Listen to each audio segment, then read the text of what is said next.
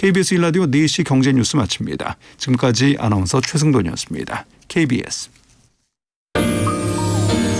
대한민국 중심 채널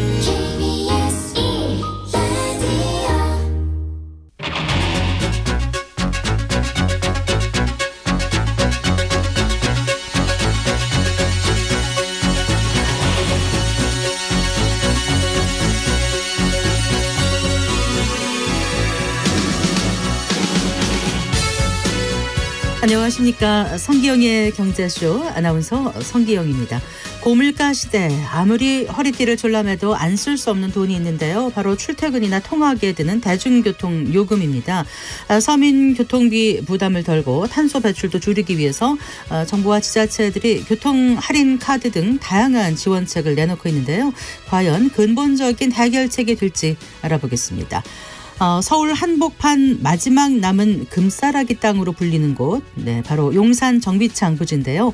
지금은 빈 땅으로 남아있는 이곳에 100층 빌딩 단지 등 세계 최대 규모의 수직 도시가 들어선다고 합니다. 이른바 용산 국제업무지구 개발 계획인데요. 부동산 시장에 어떤 영향을 줄지 살펴보겠습니다. 이 시간 유튜브로도 함께하겠습니다.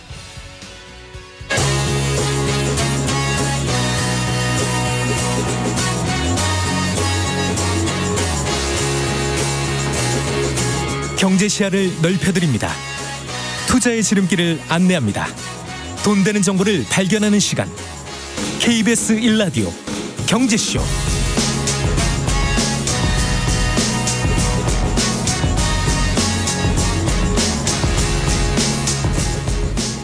오늘의 주요 경제뉴스부터 정리해드리겠습니다. 경제뉴스 브리핑 한국경제신문 최형찬 기자와 함께합니다. 어서 나오십시오. 네, 안녕하세요. 오늘 윤석열 대통령이 중소기업 성장을 가로막는 킬러 규제를 뿌리 뽑겠다 이렇게 밝혔는데요. 어떤 내용입니까?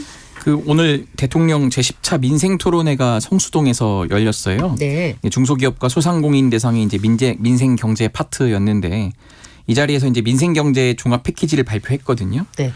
중소기업과 소상공인 경영을 방해하는 이른바 이제 손톱 및 가시라고 우리 많이 표현들 하잖아요.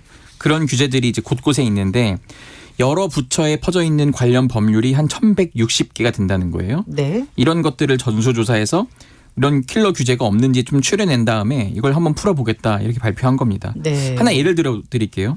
좀 위조나 변조된 신분증으로 이 나이를 속인 청소년들 때문에 그러니까 선량한 소상공인 자영업자들이 이제 억울한 피해를 겪지 않도록 하겠다 뭐 이렇게 발표를 했어요. 그러니까 네. 이와 이와 관련해서는 세 가지 법이 섞여 있습니다. 청소년보호법, 식품위생법, 담배사업법 시행령인데요. 네. 이걸 일단 개정하겠다 이렇게 발표했고요. 업주가 신분증을 확인한 사실이나 뭐 폭행, 협박을 받은 객관적 정황이 확인된 경우에는 청소년에 대한 이런 술, 담배 판매에 따른 행정처분을 면제하겠다 그랬고 과도한 처분을 받지 않도록 영업정지 기준도 합리적으로 개선하겠다고 했습니다. 네. 자, 대통령이 아주 단호하게 지시를 내렸다고 하는데 무슨 얽힌 뒷얘기가 있습니까? 아무래도 이제 민생 토론의 형식이다 보니까 이 소상공인 자영업자 당사자들이 직접 와서 좀 발표를 했는데요. 네. 이런 사례가 있었습니다. 경쟁 가게에서 좀 미성년자를 좀 꼬드겨서 상대 가게의 이런 영업 정지를 꾀하는 경우가 있었다는 거예요. 네. 그러니까 예를 들어 이제 윤석열 대통령이 이것은 그야말로 깡패와 사기꾼이 설치는 나라와 똑같다 이렇게 지적을 한 거예요. 네. 보통은 이런 경우에 이제 행정 처분을 받습니다. 그래서 이제 식객처 담당 과장이 나와서 사장님이 성실하게 신분증을 확인한 것이 객관적으로 확인되면 행정 처분을 하지 않을 계획이다. 네. 뭐 그러면서 1차 적발 시 영업 정지도 이제 2개월에서 7일로 개선해서 신속하게 추진할 계획이라고 설명을 했잖아요. 여기서 이제 말한 게 추진할 계획이라고 한 거잖아요. 네. 그랬더니 윤 대통령이 이제 손사래를 친 거예요. 네. 즉각 조치를 하라. 그러니까 왜 그러냐면 이거는 법령 개정을 안 해도 지금 할 수 있는 문제 아니겠냐. 법령 개정은 나중에 하더라도 당장 지방자치단체에 정부 공문을 보내서 네. 바로 좀 조치를 해라. 이렇게 좀 단호하게 좀 제시를 했습니다. 네. 그리고 또 소상공인 간이과세 기준이 바뀝니까? 그렇습니다. 그동안 이제 연 매출 8천만 원 미만이면은 간이과세 그리고 그 이상이면 일반 과세에 부과가 됐는데 네. 이제 간이과세자는 매출의 10%를 부가가치세로 내놓은 그 일반 과세자와 달리 매출의 한 1.5에서 4% 정도를 납부하는 거예요. 네, 네. 그러니까 이 기준액을 8천만 원에서 1억 400만 원으로 기준을 올립니다. 네. 그러니까 이달 중 시행령이 개정되면은 7월부터 적용될 전망인데요. 그러니까 1억 400만 원은 정부가 시행령 개정으로 상향할 수 있는 최대 액수입니다. 이것보다 더 올리려면 이제 법을 바꿔야 되고요. 가령 이제 국밥집에서 10,000원짜리 국밥을 팔 때 일반 과세자라면은 부가세로 10% 그러니까 1,000원을 내야 하는 건데 그러면 네. 9,000원이 남는 거죠. 네. 간이 과세자로 신고를 하면은 세율이 1.5% 그러니까 150원으로 낮아지는 거죠. 그러면 국밥집 사장님은 9,850원을 남길 수 있는 겁니다. 네. 네, 정부가 또 연매출 3천만 원 이하 영세 소상공인을 대상으로 한 최대 20만 원 전기요금 특별 지원 신청도 오는 21일부터 받아서 3월부터 시행한다고 밝혔습니다. 네. 자, 미국 증시 좀 살펴볼까요? 어땠습니까, 간밤에? 대형주 위주의 그 S&P 500 지수, 뭐 다우 지수 다 모두 사상 최고치를 경신을 했는데요. 네, 네. S&P 500 지수가 전날보다 0.82% 오르면서 사상 최고치인 4,995.06으로 거래를 마쳤습니다. 네. 지난 2일 이후 3거래일 만에 고점을 갈아치운 건데요. 장중 한 4,999.89까지 치솟았는데 5,000포인트를 돌파하지는 못했습니다. 다우지수도 0.4% 상승한 38,677.36으로 장을 마감하면서 3거래일 만에 최고점을 경신했습니다. 네.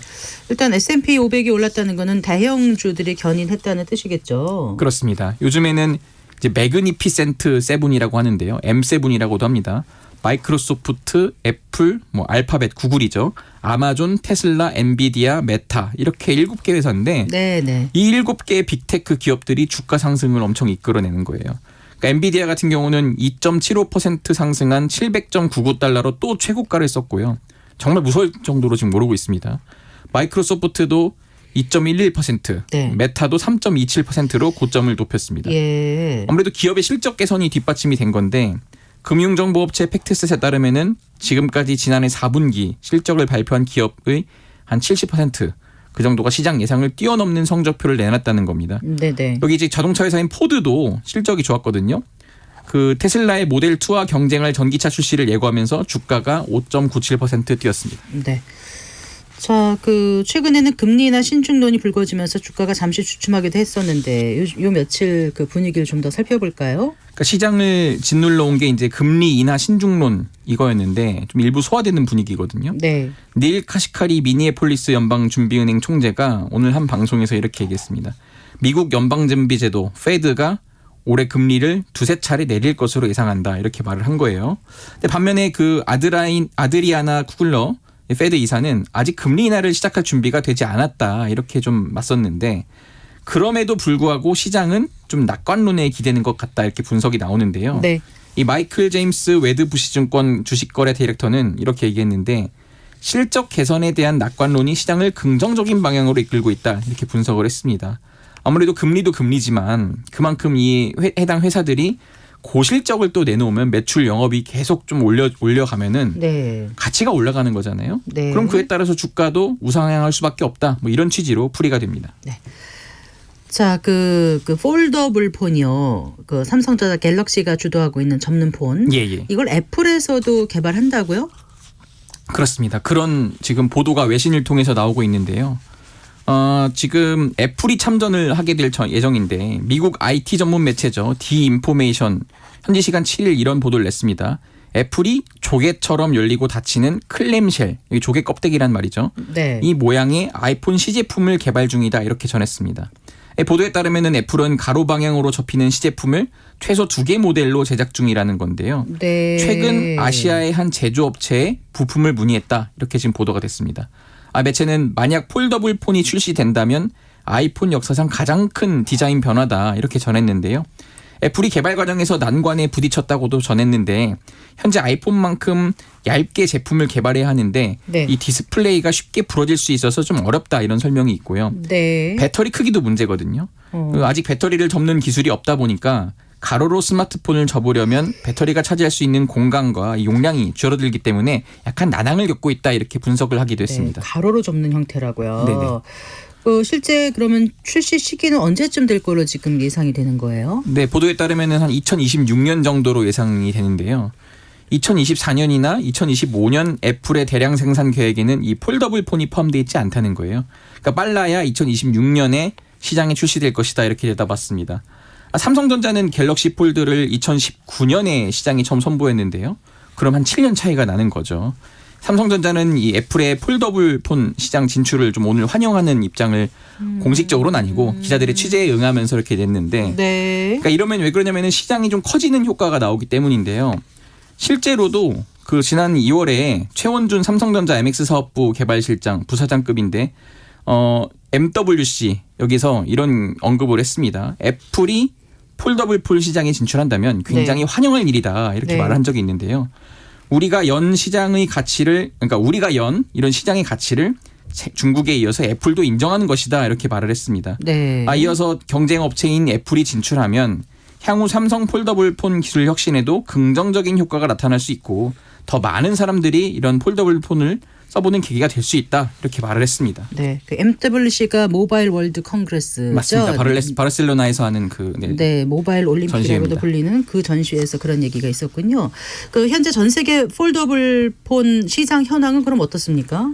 아무래도 이제 삼성이 주도하는 시장이고요. 네. 시장조사 업체 스태티스트에 따르면은 지난해 11월 세계 폴더블 폰 시장에서 삼성전자의 점유율이 68%입니다. 네, 네. 근데 이제 화웨이나 뭐 오포, 비보, 샤오미 이런 2에서 5위권이 다 중국 제조사들인데 격차가 한 50%포인트 이상 차이가 나면서 삼성전자가 아무래도 독보적인 시장 점유율을 하고 있고요. 그런데 전년도에는 77% 점유율이었거든요. 네. 그에 비하면 한 10%포인트가량 하락한 수치죠. 지난해 중국 업체들이 공격적으로 폴더블 폰을 출시하면서 좀 점유율을 늘리고 있거든요.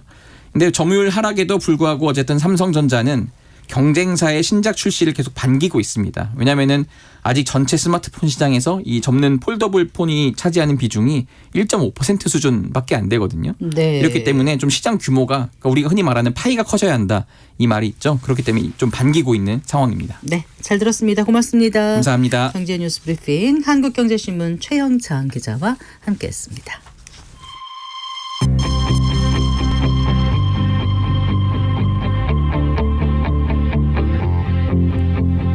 경제 전문가의 원포인트 레슨. 꼭 알아야 할 정보와 이슈를 알기 쉽게 풀어드립니다. 대한민국 경제 고수와 함께 투자의 맥을 짚는 KBS 1라디오 경제쇼. 진행의 성기영 아나운서입니다.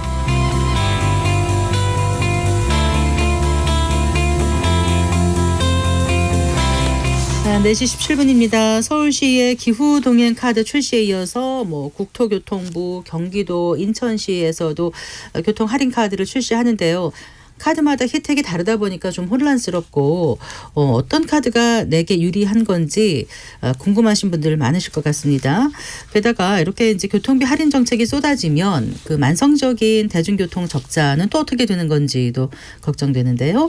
유정훈 아주대학교 교통시스템공학과 교수와 함께 이 문제 짚어보겠습니다. 교수님 어서 나오십시오. 네, 안녕하세요. 네, 반갑습니다. 네. 서울 앞두고 이렇게 나오셔서 감사합니다. 못 타고 오셨어요, 여기 오실 때? 저 오전에 조금 들릴 때가 있어가지고 네, 저는 네. 어쩔 수 없이 네. 차를 몰고 왔습니다. 그러셨군요. 네. 요즘 보니까 기후 동행 카드 이렇게 붙여가지고 버스 옆면인가 네, 이렇게 표시가 돼 있더라고요. 그래서 네. 좀 이용하는 분들이 많이 있는 것 같은데 일단 정부와 또 지방자치단체들이 시행하거나 또 시행 예정인 교통 그 할인 카드들 네네. 하나씩 좀 짚어볼까요? 어떤 게 있죠? 네, 먼저 이제 시작은 사실 그 지난 정부였죠. 문재인 이제 정부에서 네. 알뜰 교통카드라는 게 있었습니다. 맞아요. 네네. 근데 이제 그게 사실 이제 처음 하다 보니까 이게 되게 좀 복잡하고 일일이 내가 이제 얼마나 걸었는지 이런 것들 다 기록해야만이 이제 받을 수 있는 제도였거든요. 그래서 그러다 네. 보니까 조금 이제 불편하기도 해서 이렇게 확산은 잘 안 됐습니다. 근데 이제 작년 여름이었죠. 이제 국토부에서 굉장히 긍정적인 건데, 그러니까 지난 정부의 이제 정책 중에서 이건 의미가 있다 해서 이제 이어받았고요. 네. 그다음에 그걸 또 개선해서 네. 굉장히 직관적으로 이용할 수 있게 이렇게 만들었습니다. 그러니까 알뜰 교통카드의 정신은 취하면서 네. 훨씬 이제 이용이 편한 거죠. 그러니까 얼마나 단순하냐면요. 그냥 이용을 하는 겁니다. 그래서 그 한 달에 내가 그 15번 이상을 이제 이용을 했다. 대중교통을. 네.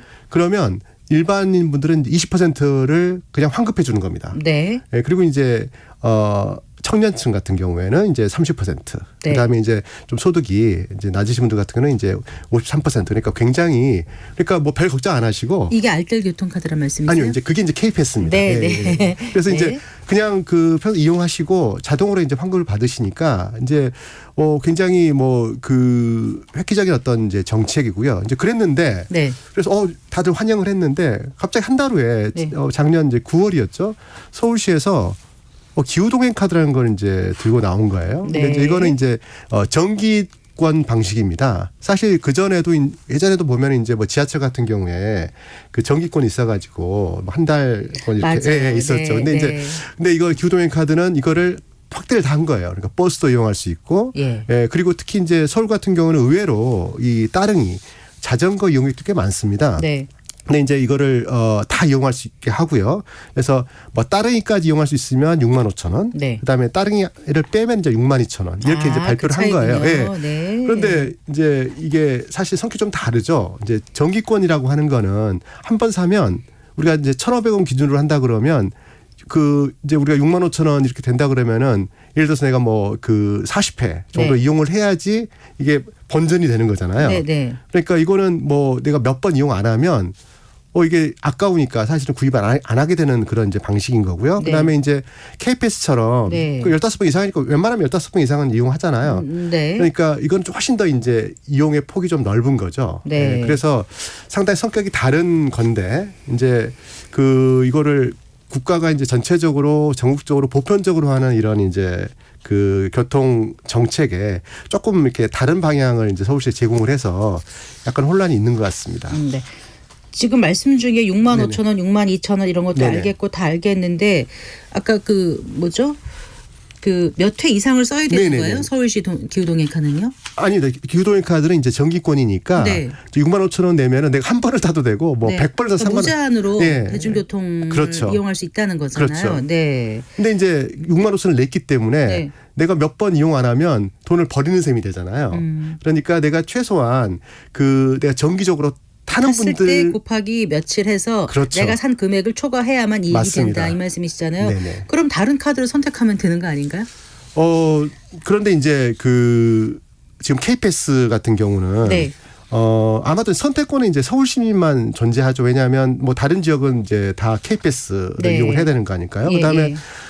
아무래도 수도권이 가장 이제 이용객이 많으니까 이제 경기도하고 또 인천은 거기에 또 이렇게 추가 혜택을 더 더했어요. 네. 그러니까 이제 뭐 G패스 그다음에 I패스란 말을 붙이는데 네. 그러니까 K패스가 이제 월 60회까지가 이제 최대거든요. 네네. 근데 경기도 인천은 아니다 더 넣자 그래가지고 이걸 무제한으로 했어요. 그러니까 내가 뭐 70회를 사용하든 그만큼 환급을 해주는 이제 이런 구조입니다. 네. 그러면 뭐 경기도나 인천 시민들은 뭐 다른 지역은 뭐 당연히 뭐 K패스 그다음에 G패스를 선택하실 거고 이제 서울 시민 같은 경우는 어떤 게 좋으냐 이걸 따져보셔야 되는데 아주 심플한 계산입니다. 예를 들어서 일반 시민들 같은 경우는 이제 K패스가 네. 우리가 80%만 내면 되는 거니까 예를 들어서 내가 한 달에 8만 원을 교통비로 쓴다.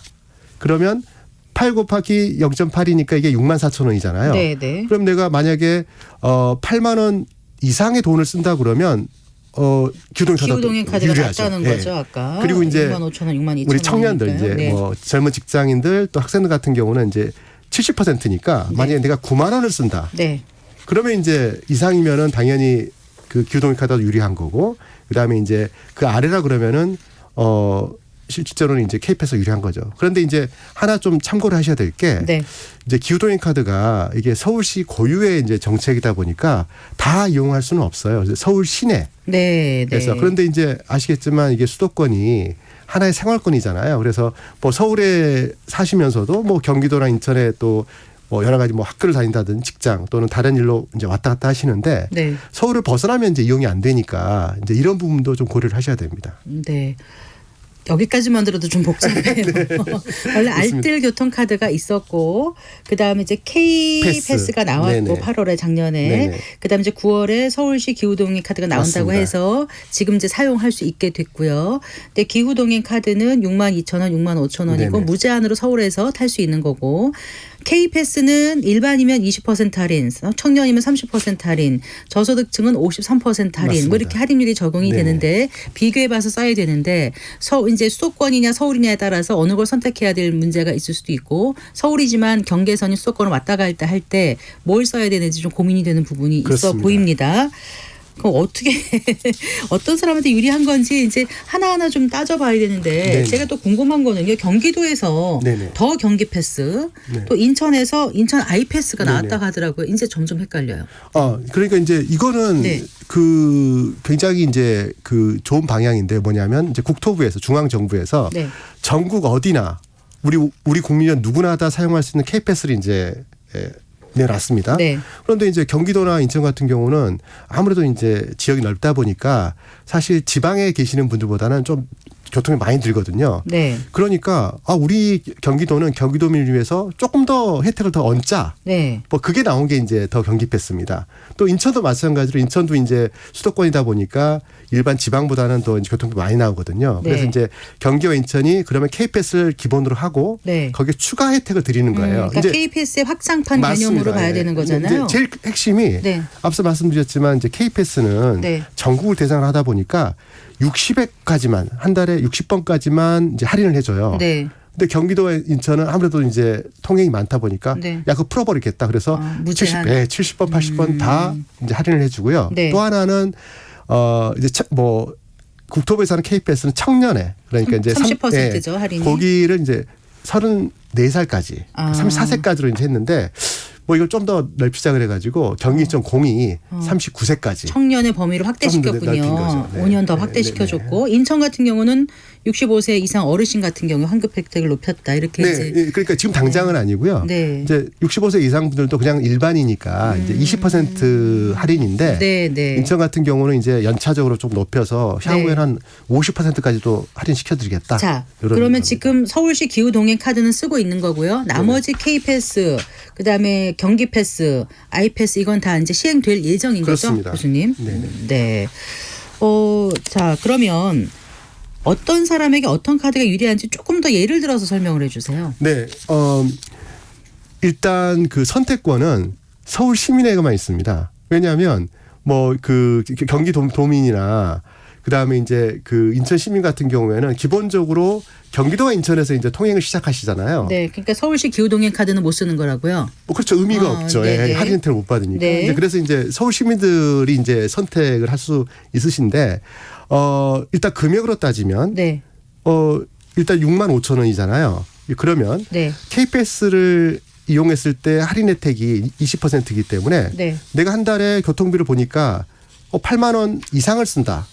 그러면은 교통의 카드가 좋은 겁니다. 네. 예. 그리고 이제 우리 젊은 학생들 그다음에 젊은 직장인들 같은 경우 내가 이제 9만 원이 또 경계가 되는 거죠. 9만 원 이상이면 교통비가 좋은 거죠. 예. 네. 예, 이제 그건 아주 단순한데 이제 그다음 문제가 그러면 내가 주로 통행을 예. 이제 어디서 하냐는 거예요. 네, 네. 그러면 내가 하는 통행 중에 뭐 거의 대부분은 그냥 나는 서울 시내에만 돌아다닌다. 이러면은 뭐 교통의 카드가 유리한데 네. 그렇지 않고 뭐 학교가 또 뭐 경기도에 있다라든지 아니면은 뭐 직장 일 때문에 또는 뭐 여러 가지 사회활동 때문에 서울에서만 주로 다니지 않고 네. 경기 인천을 다닌다. 그러면은 아무래도 K패스가 더 유리한 그런 상황입니다. 일단 이제 기후동행 카드라든가 알뜰 교통카드를 쓰다가 이제 K패스 지금 말씀하신 네네. 시리즈가 나오게 되면 갈아탈 수는 있겠죠, 당연히. 그럼요. 예. 갈아타는 것도 한 방법일 텐데 사용 중에 어떤 네. 환불 정책은 어떻게 되나요? 지금 이제 이 정기권의 특징은 한 번 사면 네. 이게 환불은 사실 안 됩니다. 이게 한 달 다니기 때문에. 한달 다니기 네네. 그래서 때문에. 이제 뭐 이번 달 샀으면 어쩔 수 없고요. 네. 이제 따져보고 다음 달에는 이제 뭐 사지 않던지 이렇게 바꿔야 되겠죠. 그래요. 네네.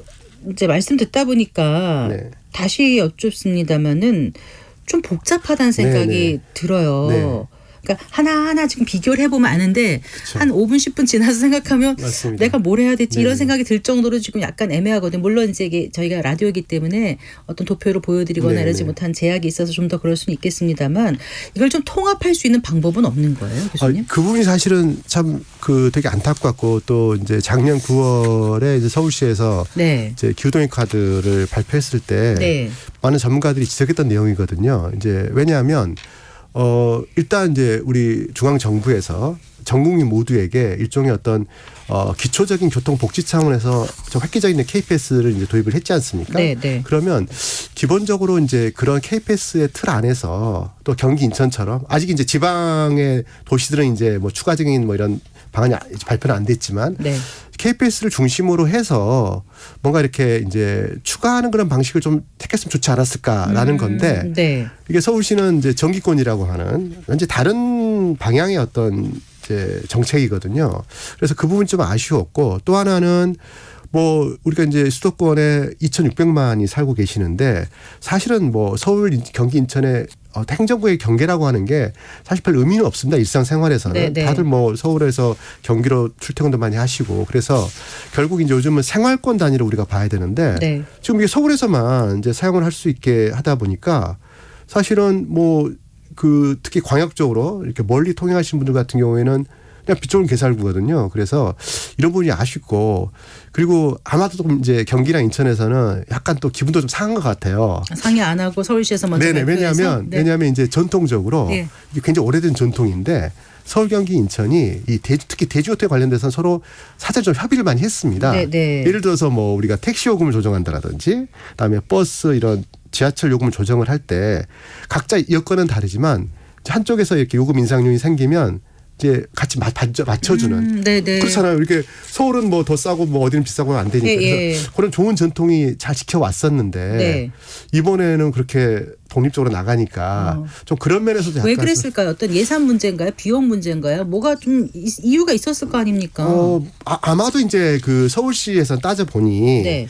그 KPS의 방식보다는 서울시 내 서울 시민들이 봤을 때 서울시 내에서 무단이 훨씬 더 좀 더 혜택이 있지 않을까 하는 뭐 그런 저는 아주 뭐 좋은 관점 생각했다고 봅니다. 그리고 이제 네. 특히 최근에 전 세계적인 추세가 유럽에 뭐 9유로짜리가 성공해서 독일 얘기죠? 네네. 그래서 네. 이제 작년에 뭐 독일도 이제 49유로 네. 무제한. 작년 여름에 나왔던 맞습니다. 것 같아요. 5월입니다. 네. 그래서 아마도 이제 그 무제한이라는 이게 사실은 굉장히 직관적이잖아요. 들었을 때. 그래서 특히 서울에서는 아마 그런 쪽에서 이런 조금 다른 어프로치를 하지 않았나 이런 생각이 듭니다. 어쨌거나 서울시의 그 기후동행 카드는 많이 팔렸다 그러더라고요.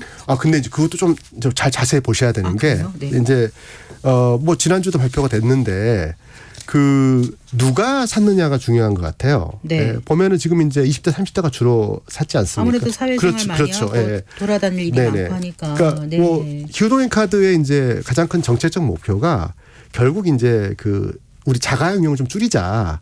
그래서 우리가 기후위기에 대응하자는 게 교통비를 줄여주는 것도 있지만 그렇죠. 사실 그것- 대중교통을 이용해서 탄소 배출을 줄이자 맞습니다. 이거죠. 사실 그게 더 훨씬 상위의 어떤 이제 목표고 그렇습니다. 그러면 문제는 그 평상시에도 원래 대중교통 이용하시는 분들, 뭐 학생이라든지 이런 분들은 자체가 아니니까. 네. 그렇기 때문에 원래 당연히 누구라 보더라도 이게 유리하거든요. 근데 이제 이런 기후동행 카드라는 정책의 궁극적인 목표는 내가 평소에 자가용을 주로 이용을 했는데 네. 근데 이런 어떤 좋은 제도를 통해서 나는 자가용을 버리고 이렇게 이전해 오는 이런 분들이 많은 게 사실은 성공이잖아요. 그러니까 기후동행 카드를 많이 구입했다는 사람들이 그런 사람인지는 맞습니다. 모르겠다. 아직 그런 발표는 안 돼 있습니다. 그리고 20, 30대 몰려 있는 거 봐서는 그런 것 같지는 않다. 네, 기존에 원래 사용하시는 분들. 말씀이신 네네. 거죠. 어쨌든 기존에 사용하는 사람들은 소비자로서는 후생이 높아졌다 그럼요. 이렇게 네. 생각할 텐데 네. 애초에 그 장기적인 목적은 탄소 배출 그 절감을 노리고 하는 그렇습니다. 거니까 그거의 목적을 달성하기 위한 쪽으로 좀 이렇게 가야 될 것 같은데 네. 어떻게 보완이 돼야 된다고 생각하세요, 교수님? 네, 이제 보통 일반적으로 이제 그 대중교통을 이제 이용하게끔 하는 게 전 세계적인 다 목표입니다. 네. 그러면 이제 생각을 해보죠. 내가 왜 사람들이 자가용을 이용하지를 생각을 해보면 편하니까. 그렇죠. 예. 네. 그리고 이게 뭐 별 부담이 안 된다. 이거 두 가지거든요. 그러니까 아무리 유류비 어쩌고 저쩌고 해도 나는 그 정도는 감당할 수 맞습니다. 있어 이런 사람들이 꽤 있다는 그렇죠. 거죠. 뭐 네. 자가용 이용객들이 무슨 뭐 대중교통 이용이 비싸서가 아니잖아요. 그러면 네. 이제 서울은 이제는 정말 전 세계적으로 뭐 5대 도시 안에 듭니다. 특히 수도권은. 그래서 우리가 비교를 할 때도 보통 서울 그러면 비교 대상이 바로 옆에 있는 이제 동경, 그다음에 네. 뉴욕, 네. 런던, 파리 이제 이런 데입니다. 그러면 요즘 이제 우리 시민분들 그 세계 많이 다녀보시니까 내가 일본 동경에 가는데 차를 몰고 동경 시내 신주쿠에 간다? 뭐 시부야에 간다? 사실 어렵다. 불가능하잖아요. 네. 주차요금도 감당도 안 되고. 네. 뉴욕도 나라사도 네, 마찬가지죠. 네, 네. 런던. 근데 서울은 자세히 보시면 네. 내가 그래도 강남에 차를 몰고 엄두를 내거든요. 실제로. 엄두를 내요. 네, 그렇잖아요. 그 말은 뭐냐면 아직까지는 할 만하다. 네, 그 말은 뭐냐면 여전히 서울이란 도시는 실제로 사실은 특히 시내 사대문안이라든지 강남에 갈 때 자가용 이용을 할 때 내가 이거 갈 수 있나 이런 생각이 들게 만들어야 되는데 네. 그렇지 않다는 거죠. 예, 그래서 이렇게 이제 자가용 이용에 대해서 일종의 뭐 페널티를 좀 줄 필요가 있고요. 그 다음에 그 페널티를 주어서는 안 되고 네. 그러면 자가용을 버리고서라도 네. 충분히 내가 버스나 지하철 이용해서 편해야 되잖아요. 네. 근데 지금 최근에 서울시는 둘 다 아닌 것 같아요. 예를 들어서 지난달 15일이었죠. 예. 남산 1호 터널 3호 터널에 혼잡 통행료 네, 깎았어요. 일부 그래서 면제한다. 네, 그래서 네. 그거는 그러면 차를 자가용을 타라는 거? 타란 얘기인가? 약간 그다음에 애매- 그리고 이제 명동에 버스 대회했잖아요. 네네. 아니 사대문에 당연히 버스 타고 가야 되는데 네. 버스 타고 갔더니 1시간씩 막 헤매는 거예요. 거기 이상하게 교통 체계가 그렇죠. 바뀌어서 진짜 고생한 네, 적이 있어요. 그러면 네. 그러면 어차피 막히는데 차지. 그리고 이제 더 중요한 문제 중에 하나가 네. 대부분 이제 주차를 가지고 이제 우리가 제어를 하는데 네. 네. 작년 6월이었습니다. 이제 서울시에서 운영하는 그 이제 공영 주차장인데 시내 거기 월 정기권을 네. 요금을 30% 깎아줬어요.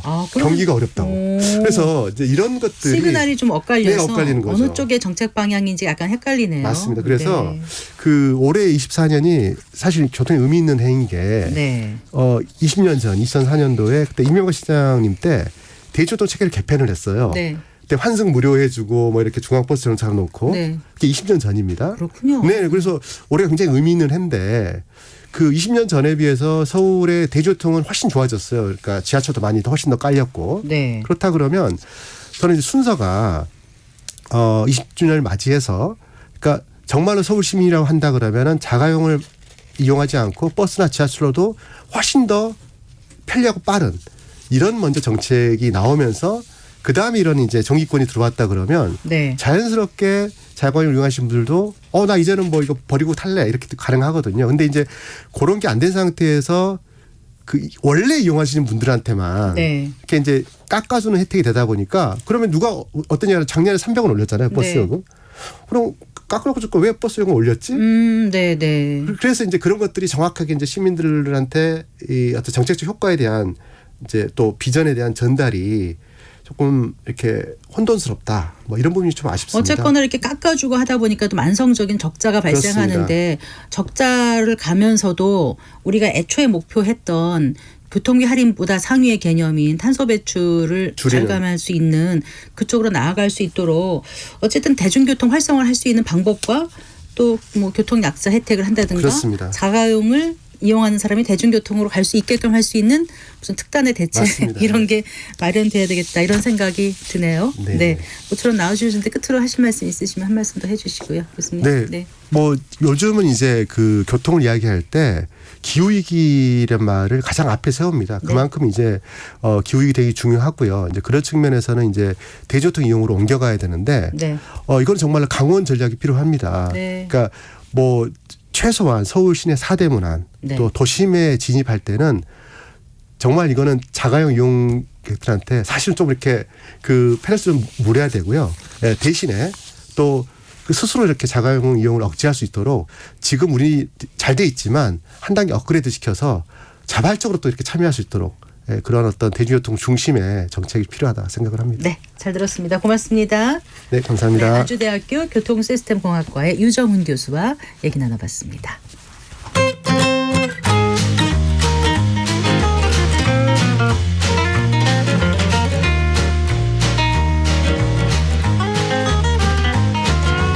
경제 맛집 투자 핫플. 지금은 돈 벌기 딱 좋은 시간. KBS 1라디오 경제쇼.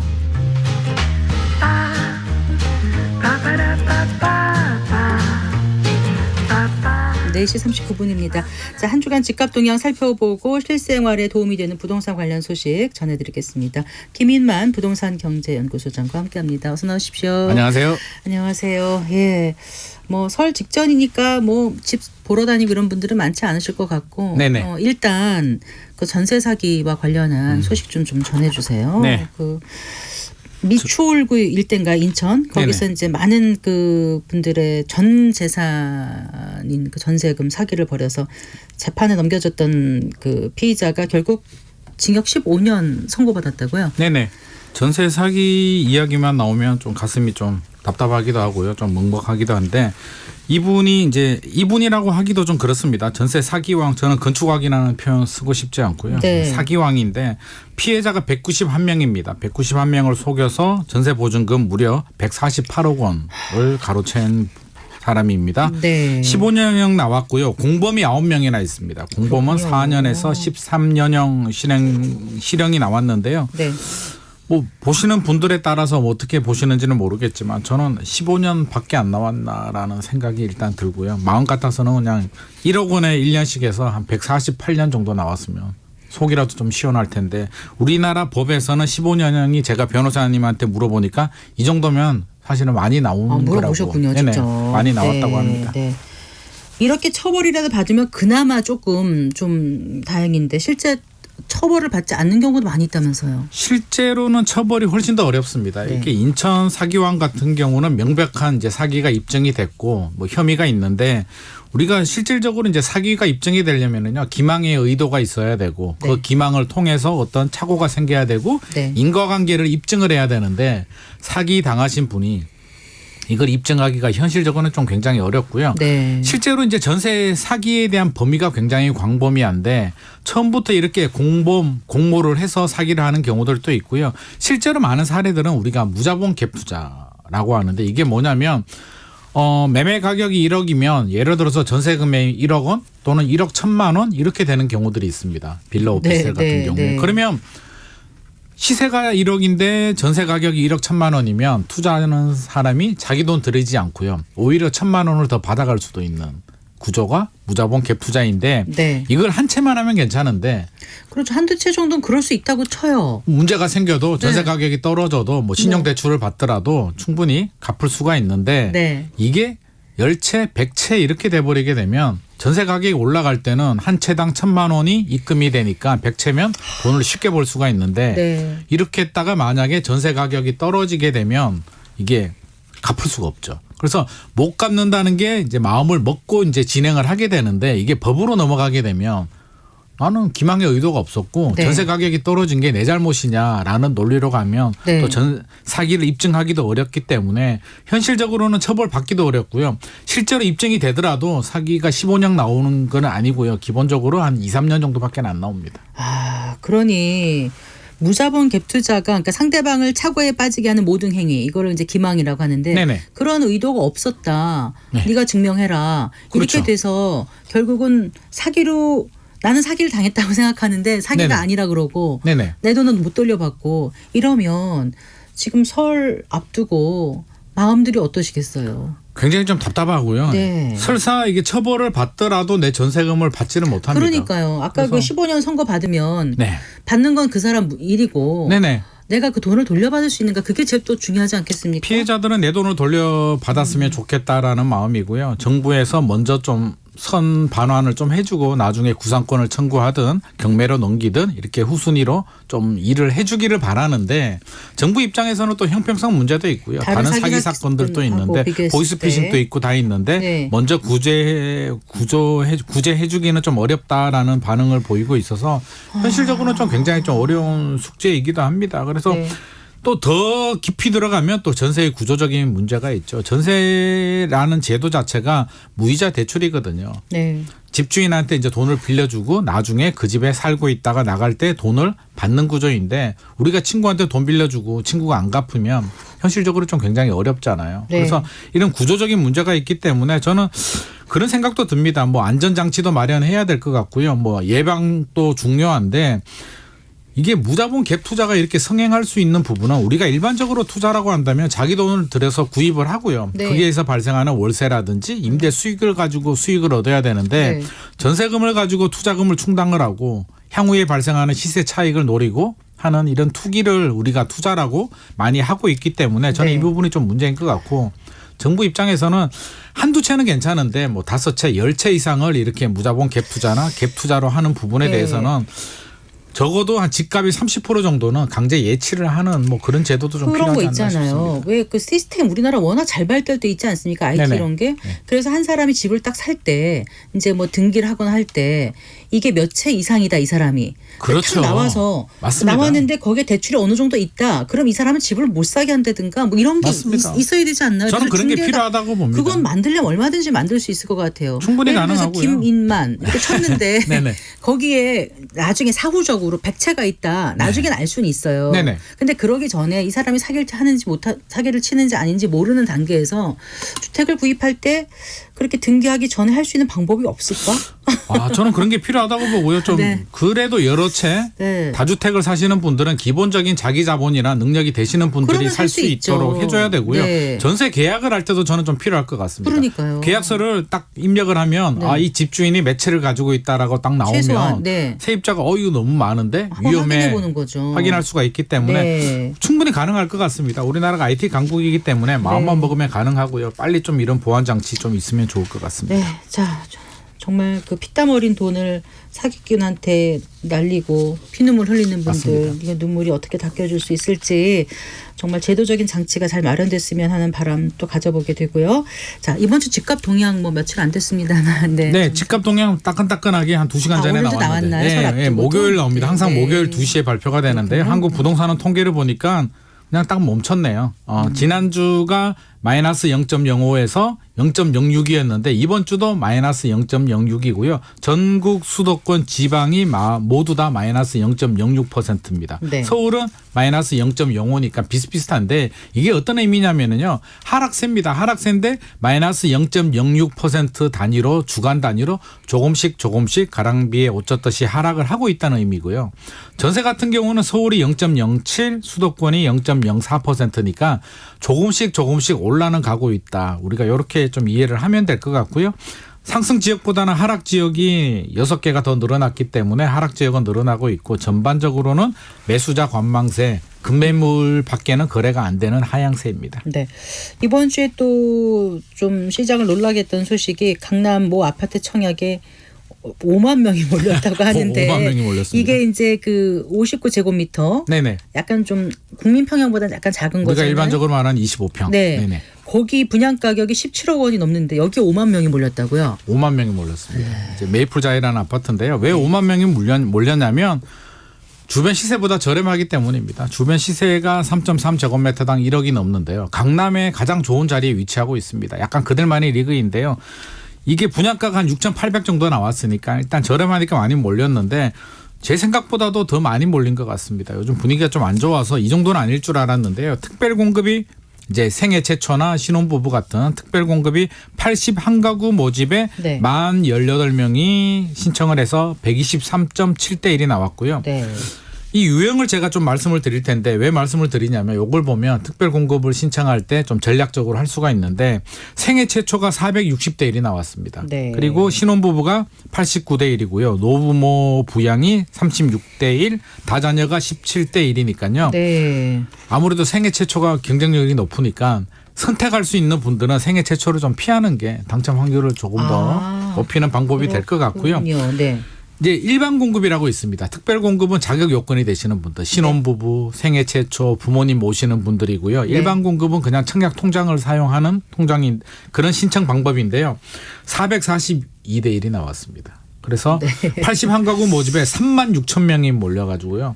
전형 59A 같은 경우는 2층이거든요. 한 가구 모집에 3,574명이 신청을 했습니다. 실질적으로 이 정도면 거의 뭐 로또 당첨이 안 될 것 같은데 뭐 학교 다닐 때 생각하면 전교 1등이 아니라 그 구의 1등 정도 해야 당첨이 되지 않나 싶습니다. 그럼 이런 데는 당첨이 되면 계약금 납부하고 현금을 여기 입주가 얼마 남았나요? 입주가 얼마 남지 않았습니다. 그러면 지금. 거의 현금이 있어야 가능하겠네요. 그렇죠. 그래서 아니면 잔금 대출을 받을 수 기본적으로 있나요? 이게 실거주 의무가 있습니다. 실거주 실거주 의무가 의무가 2년이 있고. 있기 때문에 기본적으로 대출을 받아도 네. 기본적으로 17억이면 10억 정도, 10억 이상은 자기 자본이 있어야만 가능해 합니다. 네, 알겠습니다.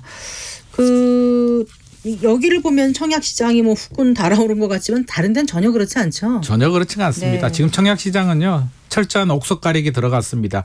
입지 경쟁력, 가격 경쟁력이 있는 곳들은 이렇게 몰리고요. 네. 그렇지 않은 지역들은 찬바람이 쌩쌩 불고 있는데 네. 평택의 뭐 브레인시티 아파트가 청약을 했는데요. 712가구 모집에 112명밖에 신청을 하지 않았고요. 네. 부산에 있는 모 아파트는 49가구 모집에 3명이니까 실질적으로 거의 청약을 안 했습니다. 네. 왜 이러냐고 보니까 가격이 비싸네요. 전용 84가 뭐 12억 9천, 네. 좋은 건 펜트하우스는 뭐 80억이 나왔다고 하니까 이 정도 부산인데요. 네. 서울도 아닙니다. 요즘 뭐 한강변에 160억 그러고 네. 제가 이런 뉴스를 볼 때마다 내가 잘못된 건지 이게 돈 감각이 없어지는 건지 모르겠는데 아무튼 뭐 시장의 수요자들은 냉정한 판단을 한 것 같습니다. 네. 그런데 최근에 아파트 거래량이 좀 늘어나고 있어요. 조금 늘어났습니다. 오. 1월 거래량이 서울시 기준에서 제가 말씀드리면 1,732건이고요. 12월이 1,825건인데 이게 왜 늘어났냐라고 하면 우리가 30일이거든요. 실거래 신고 기간이. 그러니까 30일 안에 계약하고 그렇죠. 30일 그래서 안에까지 해야 되니까. 앞으로도 지금 계속 늘어나고 있는 숫자이기 때문에 이런 네. 추세면은요. 이게 지금 2월 6일자 기준으로 1,732건이니까 시간 좀 지나면 아마 2,000건 이상, 2,500건 이상은 1월 거래량이 나올 것 같습니다. 왜 그렇게 12월이 생각하세요? 1,800건이니까 실거래 신고가 되는 거죠. 아직까지 실거래 신고가 다 되지 않았습니다. 이제 집계가 안 끝났기 어쨌든 때문에. 실거래 신고가 한 달 안에 돼서 계속 쌓이는 거잖아요. 신고가. 그렇죠, 그렇죠. 근데 그 전보다 늘어났기 때문에 한 달 후에 그게 늘어난 거 아니에요? 지금 1월 수치니까 1월 네. 수치가 점점점 늘어나고 있는. 그러니까 왜 그러냐고요. 그러니까 30일. 그 말씀 계약하고 아니고 30일 이내 신고니까요. 12월에 산 게 1월에 나오고 1월에 산 게 2월에 나오는 거잖아요. 1월에 지금 1월 거래니까요. 1월 거래니까 네. 30일이니까 신고된 것도 있고 네. 2월 15일, 2월 18일에도 신고하시는 분들이 그러니까 있으니까. 추세가 지금 늘어난다는 거잖아요. 추세도 늘어나고 네. 숫자도 늘어납니다. 왜 그러냐고요, 그러니까. 아니 그러니까요. 아니 제가 이해가 안 가는 게 예를 들어서 네. 사람들이 집을 조금 더 사니까 그게 늘어나는 그러니까 거 1월에 아니냐는 거래된 게 거지. 신고가 그러니까 왜 되잖아요. 1월에 더 늘어났냐고요. 아 1월에 왜 늘어났냐면 자꾸 제 말씀을 못 알아들으셔서. 1월에 왜 늘어났냐면요. 12월에 미국의 기준금리 인상 시그널이 있었고요. 제가 이해력이 좀 딸렸습니다. 네. 그리고 일십 대책 발표됐죠. 네. 그리고 GTX도 발표가 되고 총선 앞두고 여러 가지 당근 카드들, 신생아 특례 대출도 나왔기 때문에 네. 이런 추세면은요 선물 보따리가 나왔기 때문에 네. 1월이 문제가 아니고 2월, 3월 서울 지나고도 거래량이 제 생각에는 상반기까지 한 2, 3천 건은 유지될 가능성이 높을 것 같습니다. 알겠습니다. 그렇다고 완전히 흐름을 뒤집을 만큼 상승세는 그렇지는 아니겠죠. 않습니다. 네. 작년보다는 오히려 반등세가 조금 약할 수도 있습니다. 110 대책이라고 하시는 게 어떨까요? 일십 대책입니다. 일십 다르게 대책입니다. 들려가지고. 네, 일십 대책입니다. 저희가 예고를 했었는데 네, 그 용산 국제업무지구 개발 계획 발표된 거 이 얘기도 해야 돼요. 네. 해야 됩니다. 2013년에 좌초가 됐고요. 워낙 큰 사업입니다. 당군 일의 최대 개발 사업이라고 이제 하던 사업인데 둔촌주공 이전의 원조입니다. 용산이 원조인데요. 무산이 됐다가 다시 추진하는데 오세훈 서울시장께서 이제 발표를 했습니다. 최고 110층 초고층으로 뭐 호텔도 들어오고요, 컨벤션 센터도 들어오고 주거용 뭐 부동산도 들어오고 모두 다 개발이 되는 사업인데 용적률 1,700%까지 올리겠다라는 계획을 발표가 했습니다. 네. 2030년까지 한번 해보겠다라고 하는데요. 네. 제 생각에는 만만하지는 않을 것 같습니다. 지금 왜요? 건축비가 너무 많이 올라가지고 그리고 PF도 여러 가지 문제잖아요. 네. 여기에 참여할 만한 건설사들이 지금 자금력이라든지 PF를 받아서 이 사업을 하기는 현실적으로 좀 굉장히 어려운 부분이 있습니다. 근데 이제 계속 안 좋을 때 시장이 네. 지금 안 좋을 때 이런 걸 발표를 해서 다행이지 좋을 때 했으면은 이게 정말 아우. 주변까지 뭐 불을 붙이는 그런 과거의 사례가 있었지 않습니까? 그래서 난리가 바로 나죠. 접기도 하고 막 우리 그랬던 것 같은데. 2018년이나 19년인가 기억나나요? 여의도 용산 마스터 플랜 이야기가 살짝 나왔을 때 그 당시 박원순 전 서울시장께서 발표도 아니고요. 네, 싱가포르 가서 싱가포르 얘기하셨나요? 가서 기자들한테 살짝 이야기했는데 네. 부동산 시장이 난리가 났습니다. 그래서 네. 아예 무산이 돼버렸는데 지금은 부동산 시장이 냉정한 상황이기 때문에 그렇게 흥분하지 않고요. 제가 현장 부동산에 한번 물어보니까 네. 예전 같으면 전화가 빗발치고 난리가 났을 텐데 지금은 좀 조용한 상황이라고 합니다. 이미 이게 그 전부터 될 거다 하니까 시장에 기대감이 다 선반영돼서 이미 가격이 다 올라 있는 거 아닌가요? 이미 선반영된 부분도 있고요. 발표는 했는데 이게 네. 과연 언제 될까? 뭐 착공이라도 들어가야 되는데 발표만 가지고 지금 분위기에서 섣불리 움직이진 않겠다라는 반응을 보이고 있습니다. 네. 자, 설 이후에 전세값은 좀 오를까요? 어떨까요? 전세 가격은 지금 또 올라가고 있고요. 네. 근데 큰 폭은 아닙니다. 조금씩 올라가고 있는데 네. 크게 내려갈 이유는 못 찾을 것 같습니다. 입주 물량은 부족하니까 전세 물량은 부족하고요. 네. 매매 수요가 전세로 전환되고 있기 때문에 네. 전세 가격은 조금씩 상승 흐름 보일 것 같습니다. 알겠습니다. 잘 들었습니다. 고맙습니다. 감사합니다. 네, 김인만 부동산경제연구소장과 함께했습니다. 성기영의 경제쇼 오늘 순서 여기서 인사드리겠습니다. 저는 아나운서 성기영이었습니다. 고맙습니다.